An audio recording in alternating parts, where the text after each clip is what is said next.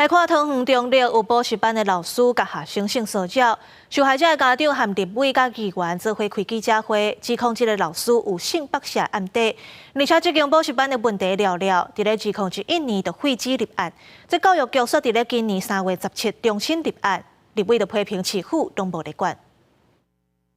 我女儿在这间补习班下被洗上，而且呢，其实只要有人碰她肩膀，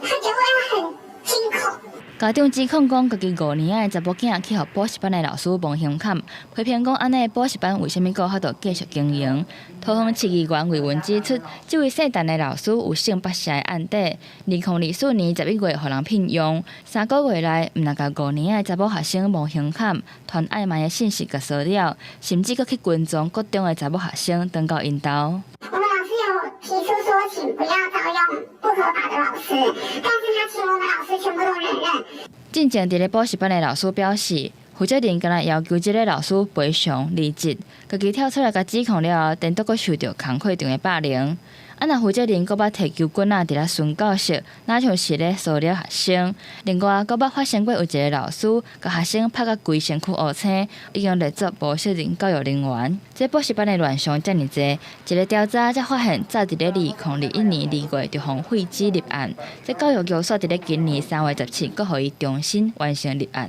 根据这些法规可以让他连续处罚，也可以没收器材，更可以让他停业。但是教育局都没有做这样的措施立委林木琴是批评市府拢无咧管，若教育局是表示2月接到通报了，去稽查，这个性骚扰的老师已经离职，若补习班嘛已经罚70万。虽然被害人家长尚未提出法定的申诉流程，但市府社会局皆已完成访视提供协助。后续申诉确定并经调查属实，将由市政机关依规定予以裁罚。我没话说的，我就这样说了。